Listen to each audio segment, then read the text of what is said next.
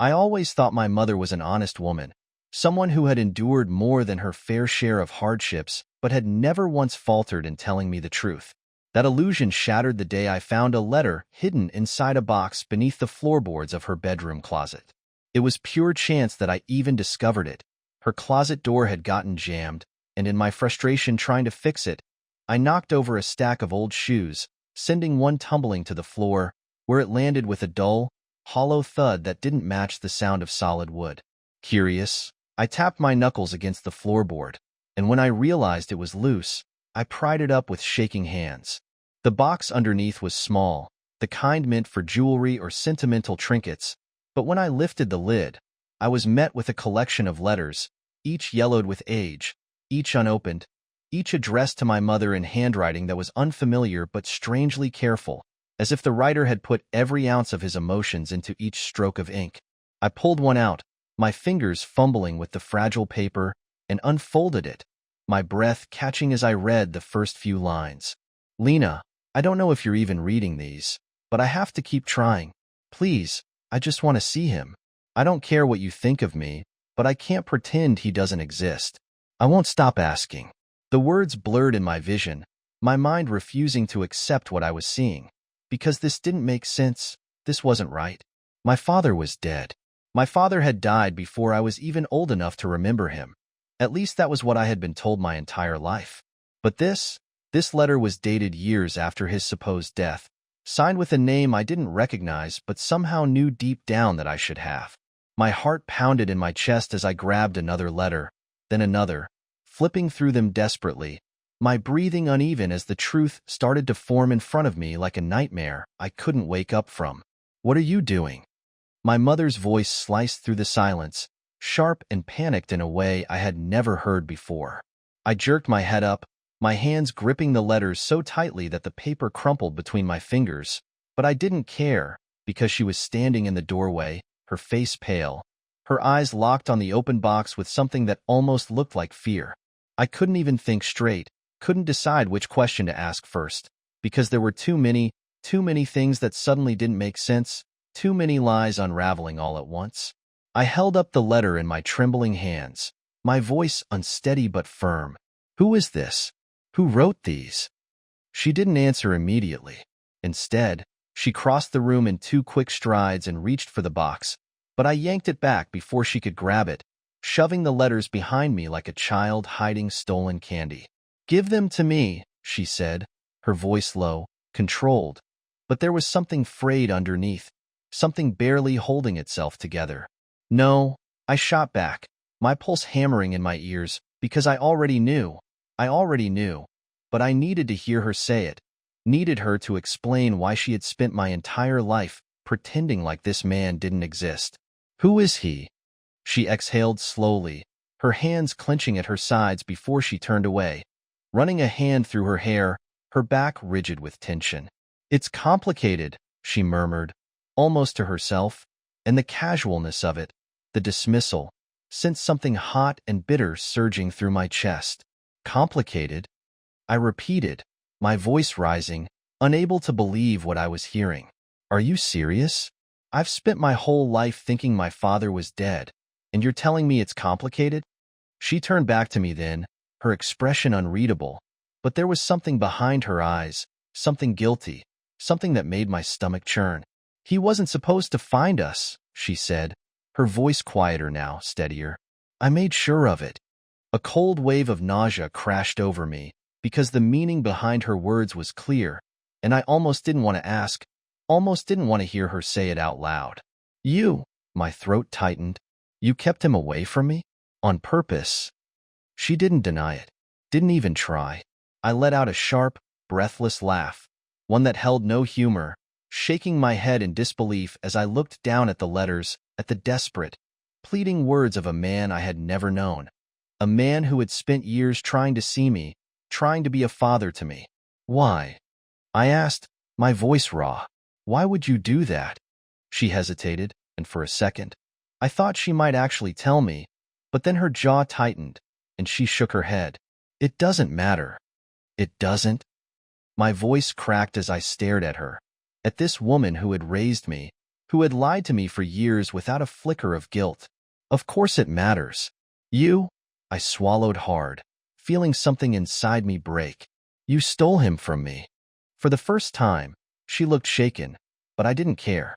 I couldn't, because this wasn't just some small lie, some misguided attempt to protect me. This was everything. This was my entire life, rewritten, my identity shattered, and the worst part was that I had no idea why. I stepped back, the box clutched in my hands like it contained the last pieces of my past, of a truth I had never even been given the chance to know. I'm going to find him, I said, and I meant it, even if I didn't know how, even if I didn't know where he was, because I couldn't live like this, couldn't keep pretending everything had been real when it had been built on a foundation of lies. Her face darkened instantly, her expression closing off, and when she spoke, her voice was eerily calm. No, you're not. For the first time in my life, I didn't believe a word she said. I stood there gripping the letter, my heart slamming against my ribs as if trying to break free. My mother's eyes darted from the box to my face, calculating, deciding how much she could still control, but she had already lost. The air between us was heavy, thick with something unspoken that had festered for years. I had never questioned the man who raised me, never even considered that he wasn't my biological father. It had always been simple. Dad passed away when I was 8, Mom raised me alone, and that was the end of the story. Until now. You're overreacting, she finally said, her voice tight but measured, as if trying to guide the conversation back into a familiar rhythm where she held all the power. I clenched my jaw, trying to steady myself. Overreacting? Are you serious? This is a letter from a man who says he's my father, a man I've never even heard of, and you think I'm overreacting? Her lips thinned. It's complicated, and it doesn't change anything. The man who raised you was your father in every way that mattered. You don't need to go digging into the past for something that won't give you what you're looking for. The way she said it, so final, like she was putting a lid back on the box both physically and metaphorically, made something snap inside me. You don't get to decide that for me. You lied. For years. I held up the photograph, shoving it toward her as if forcing her to acknowledge it would somehow undo the years of deception. Who is he? Where is he? Her shoulders stiffened, and for a second, I saw something close to fear flicker in her expression before she masked it with indifference. It doesn't matter. He's nobody now. He left. I let out a bitter laugh, shaking my head as the pieces of a puzzle I didn't even know existed started falling into place. No, he didn't. This letter says he wanted to see me, that you kept him away. She exhaled sharply, rubbing her temples like I was giving her a headache instead of confronting her with the truth. I did what was best for you. He wasn't the kind of man who should have been in your life. That's not your choice to make. I shot back, the anger bubbling just beneath my skin, making it hard to breathe. You spent years making me believe a lie. What, was it easier for you? Did you just think I'd never find out? For a moment, she looked exhausted, like she had carried this weight for so long that even now, as I ripped it from her grip, she still clung to the idea that she had done the right thing. But then, as quickly as the vulnerability appeared, it was gone, replaced by cold certainty. Yes, I did, and I would do it again. You had a good life, a stable one. He wasn't stable. The finality in her voice, the way she refused to give me anything more, only fueled the fire inside me. Then I'll find him myself. She flinched, her grip tightening on the edge of the box. No, you won't. Watch me, I snapped before storming out of the attic, gripping the photograph and letter like they were lifelines. My mind was already racing. If she wouldn't tell me, I would figure it out on my own. I went straight to my room, shutting the door hard enough to rattle the frame, my chest heaving as I tried to process what had just happened.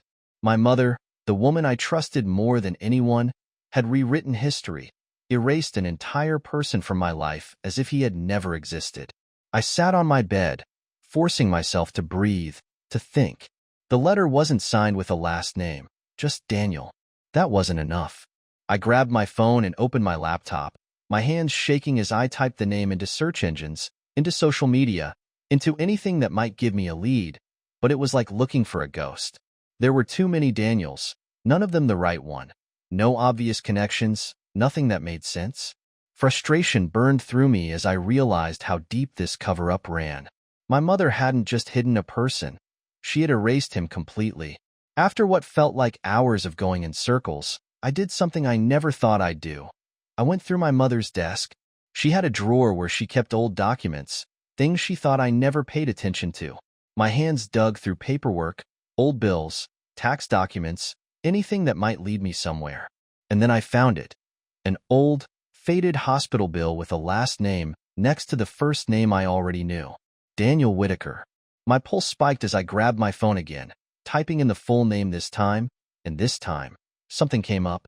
A few LinkedIn results, some outdated social media, and then, buried in an old local newspaper archive, a small mention of him in an article about a struggling musician from nearly 2 decades ago. It wasn't much, but it was something. I stared at the screen, my breathing uneven. He wasn't nobody. He wasn't just some ghost from the past. He had been here, in this city, in my life without me ever knowing. I heard footsteps outside my door, and then my mother's voice, sharp but laced with something almost pleading. "Don't do this." I clenched my jaw, gripping the phone in my hand. "You don't get to tell me what to do anymore." Silence. Then, just as I thought she might fight me on it, I heard her exhale and walk away. I turned back to my screen, clicked on the only phone number I could find, and without letting myself think too much, I pressed call. The line rang. Once. Twice. Then a voice picked up, groggy, like I had woken someone up. "Hello?" My mouth went dry. "Is this Daniel Whitaker?" A pause. Then, a slow inhale. "Who's asking?" I swallowed hard, gripping the photograph in my other hand. "I think I'm your son." The silence that followed was unbearable. The silence on the other end of the line stretched long enough that I thought he might have hung up. But then I heard a sharp breath and the sound of something shifting, maybe a chair scraping against the floor. His voice, rough and uncertain, came through again, slower this time, more cautious. "What did you just say?" I gripped my phone tighter, my throat dry, my heart hammering against my ribs.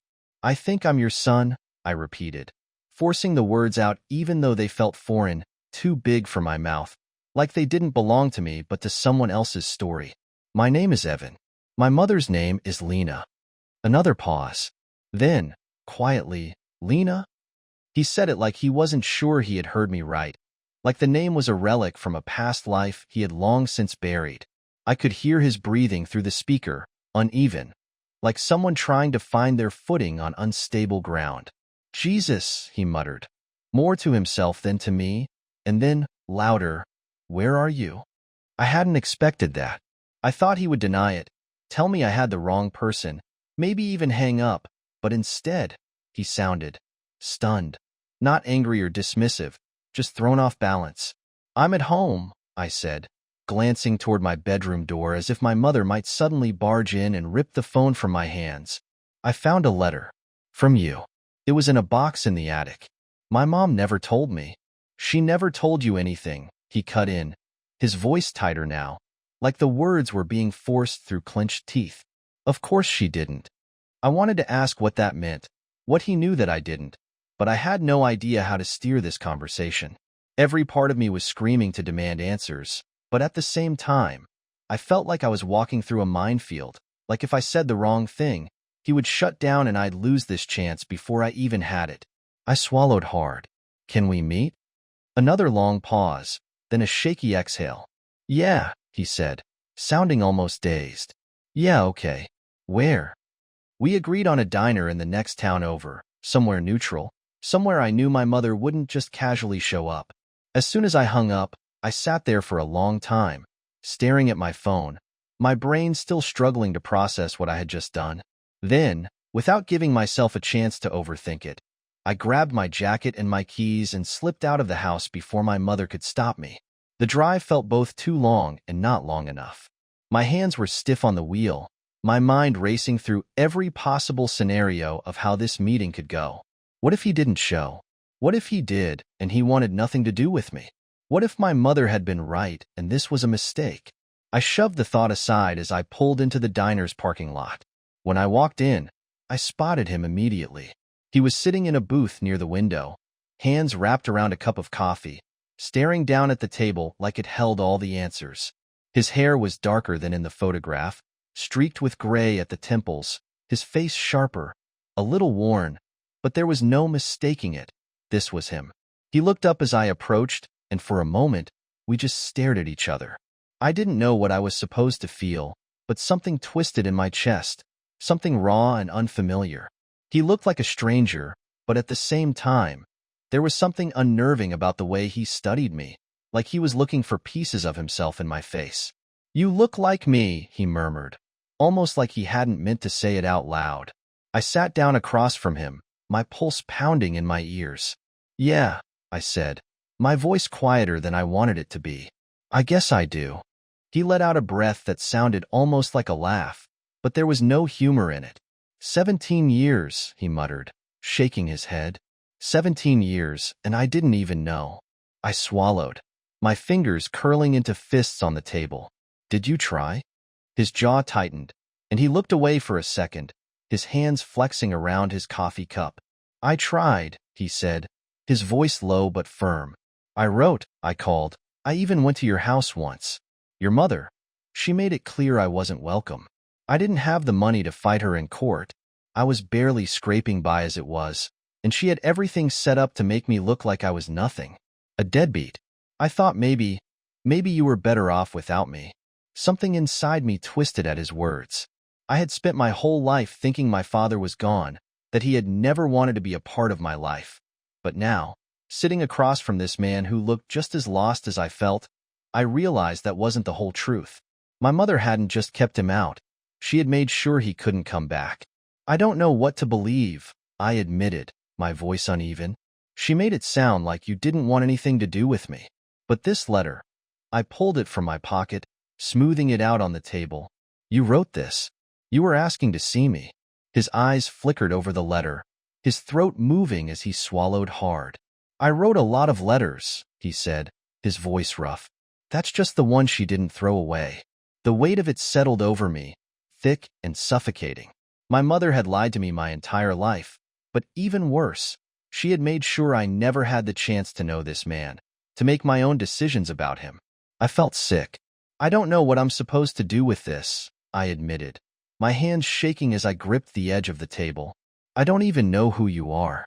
He nodded slowly, like he understood, like he had been expecting that. "Then let's fix that," he said, his eyes steady on mine.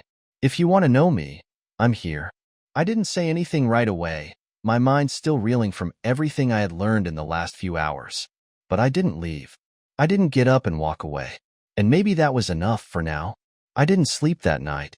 I lay in bed, staring at the ceiling, replaying every word my father had said at the diner, every look on his face, every moment that made me question everything I thought I knew. My mother's voice kept cutting through it, every warning she had ever given me about digging into the past, about trusting the wrong people. But none of it lined up with what I had seen, what I had felt sitting across from him. He hadn't seemed like a liar. He hadn't seemed like someone who had run away from responsibility. He had seemed tired, defeated, like someone who had lost a battle before it even started. I turned over, gripping my pillow so hard my fingers ached. My mother had done this. She had made sure that whatever chance he had to be in my life was taken away before it could even begin. By the time morning rolled around, I knew I couldn't keep this to myself any longer. I had to confront her. I had to hear her say it out loud. When I came downstairs, she was already in the kitchen, sipping her coffee like it was just another day. She barely looked up at me. "Where were you last night?"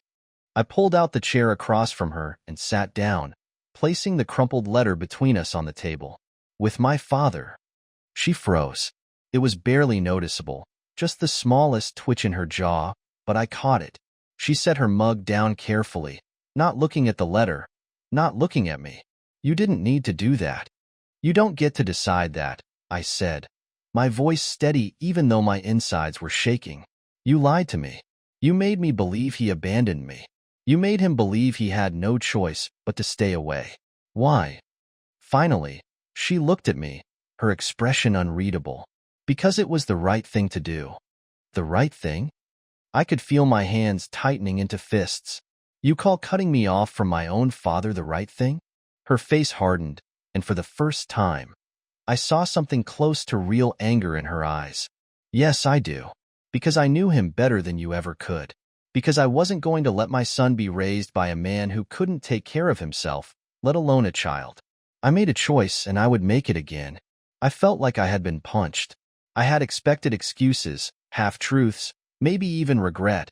But not this, not certainty. He said he tried. That he wrote, that he called, that he even came to see me. She let out a sharp breath. And I made sure he couldn't. I threw away his letters. I changed my number. I told him if he ever came near you, I would take him to court, and I would win. And I would have. He knew it. That's why he gave up. I stared at her, feeling something inside me crack, something I hadn't even realized was holding me together all these years. You didn't do this for me, I said, my voice shaking. You did it for yourself. Her eyes narrowed. I did it because I was your mother, and I was the only one who knew what was best for you. I pushed the chair back, standing up so fast it scraped against the floor. No, you don't get to say that anymore. Her expression flickered, just for a second, with something I couldn't quite name.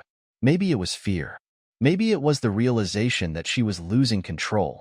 And what now? She said quietly. You think he's going to make up for 17 years of absence? You think he's going to be the father you always wanted? He's a stranger, Evan. He will always be a stranger. I shook my head, feeling my nails dig into my palms. That's not your decision to make anymore. I turned and walked away, leaving the letter on the table, leaving her sitting there, silent for the first time in as long as I could remember. But I didn't stop. I grabbed my jacket, my keys, and before I could think too hard about it, I got into my car and drove. I didn't know where I was going at first, but before I even had a chance to second-guess it, I found myself pulling up in front of the cheap apartment building my father had given me the address to. I sat in the car for a long time, staring at the door, wondering if I was making a mistake, if she was right, if this was all going to end in disappointment. But then I thought about all the years I had spent wondering why I never had a father, about the lies, about the choices that had been made for me, and I forced myself to move. I knocked on the door, and when it opened, my father stood there, looking like he hadn't slept either. His eyes flicked to my car, then back to me, cautious, like he was bracing himself for something bad. You came back. I nodded, swallowing the lump in my throat. I don't know what I'm doing, I admitted. I don't know if this is the right choice, but I want to know you. His shoulders relaxed slightly, and for the first time, I saw something that looked like hope in his eyes. Then come in. I stepped inside, leaving everything I had ever known behind. The apartment was small, cluttered but not messy, like someone lived there without expecting visitors. There were dishes in the sink, a jacket thrown over the back of the couch, unopened mail stacked on a table near the door. It smelled like coffee and something faintly burnt, like he had started cooking and then forgotten about it. He closed the door behind me, rubbing the back of his neck, like he wasn't sure what to do now that I was actually standing there. You want something to drink? He asked, nodding toward the kitchen. I've got water, coffee, some beer if... Just water, I said, not sure if I could even swallow anything with how tight my throat felt.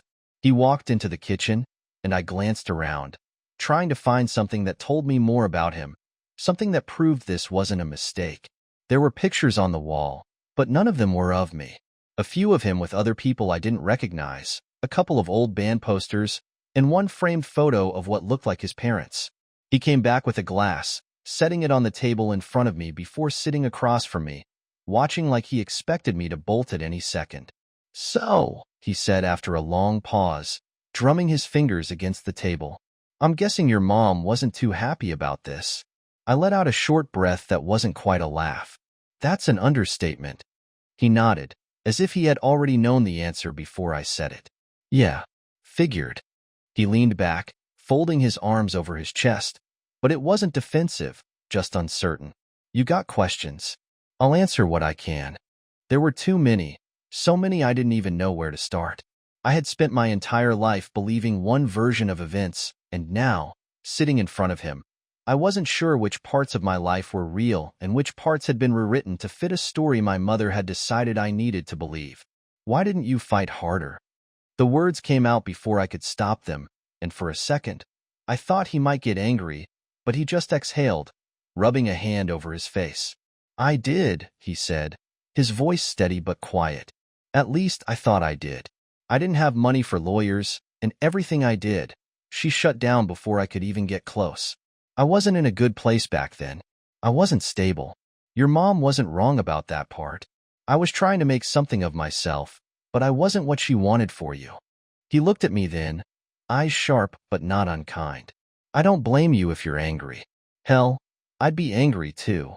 I gripped the glass of water, watching the condensation bead along the sides. I don't know what I am. That's fair. He leaned forward, resting his arms on the table. I don't expect anything from you, Evan. You showing up here, even sitting here, that's already more than I thought I'd ever get. So if you want to ask me things, go ahead. If you want to leave and never come back, that's your choice too. I'm not going to push you into anything. I hated how reasonable he sounded, how he wasn't trying to guilt me, how he wasn't making excuses. I had expected defensiveness, maybe even bitterness, but instead, I got honesty, and that was somehow worse. Why now? He tilted his head. Why now what? If you couldn't find me before, how did you find me now? He let out a breath, shaking his head. I didn't. Someone else did. An old friend of mine still lives near your town. He saw you, said you looked like me, put two and two together. I guess I didn't let go as much as I thought I did, because the second I heard that, I couldn't stop myself. I had to know. He hesitated, looking at me carefully. I want to see your mom first. She told me to leave. I almost listened. Something in my chest twisted at that. If he had, I never would have known. I never would have seen that letter. Never would have found the truth. But you didn't. No, he said, shaking his head. I didn't. I wanted to be angry, but I wasn't sure if it was at him or at my mother or at myself for feeling so lost. I had expected a stranger, but I hadn't expected to feel like I had already known him in some way, like his voice, his expressions, the way he sat, were all things I recognized without knowing why. I had spent years looking in the mirror and only seeing myself, but now, sitting across from him, I saw someone else. I don't know what to do with this, I admitted, and for the first time. His lips twitched into something almost like a smile. You don't have to do anything, he said simply. Not yet. Not ever, if that's what you decide. But if you want to figure it out, I'm here. I sat there for a long time, staring at my hands, at the water I hadn't touched, at the man who should have been in my life but wasn't, and for once, I didn't feel like I had to make a decision right away. I didn't have to pick a side. I didn't have to decide who had been right or wrong. I didn't have to know what the future looked like. For now, it was enough that I was here.